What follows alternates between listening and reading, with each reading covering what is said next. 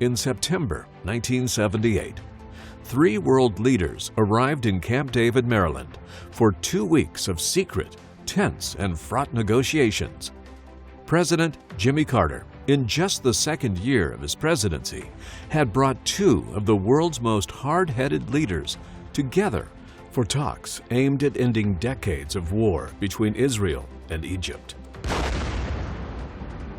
Few expected Carter to succeed. Israeli Prime Minister Menachem Begin, founder of the Likud political party and the former leader of the Irgun militant group, was a staunch conservative Zionist. Egyptian President Anwar Sadat was a revolutionary nationalist who had led Egypt in the Yom Kippur War. Carter studied psychological profiles of each man and committed each side to a public vow of silence over the details of the negotiations. At times, it looked as though negotiations were falling apart. But then, against all odds, 13 days later, an agreement on peace, security, and territory was struck. More than 40 years later, it still holds firm. An achievement none thought possible a year ago, or even a month ago.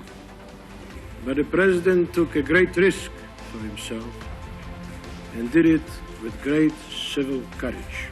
And the risks were high, but so was your determination. The Camp David Conference should be renamed. It was the Jimmy Carter Conference. The Camp David Accords and their endurance to this day are a powerful demonstration that peace is possible. They serve as an important reminder that even the bitterest enemies can be brought together through diplomacy, and that when America boldly commits to the hard work of diplomacy and perseveres against the odds, we can make the world a better place. For their work in reaching the agreement, all 3 men were awarded the Nobel Peace Prize. President Carter's work and his commitment to peace, justice, and democracy has continued in the decades after his presidency, as has his focus on working for Israelis, Palestinians, and an end to the conflict in the Middle East. He's urged his successors to be bold. My number one international dream and prayer has been to bring peace to Israel. He stated the risks of creeping annexation and indefinite occupation with clarity. And Israel will be faced with an impossible choice. So you can see this is inevitably moving toward a tragedy, in my opinion, for Israel. In order to be effective, at least in Israel, the President of the United States has to be directly involved and get the whole weight of the United States government behind any controversial proposal.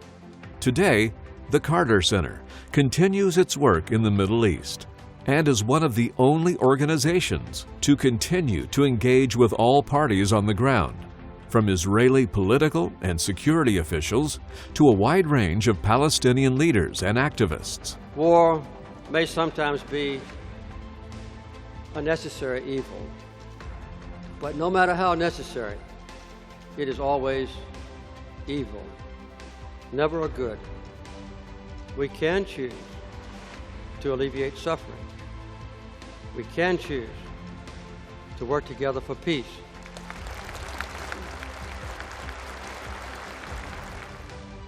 For his lifelong commitment to diplomacy, democracy, and justice, for contributions to the safety of Israelis and the rights of Palestinians, and for always insisting that peace is both urgent and possible. J Street is honored to award President Jimmy Carter the Tzedek V'Shalom Award.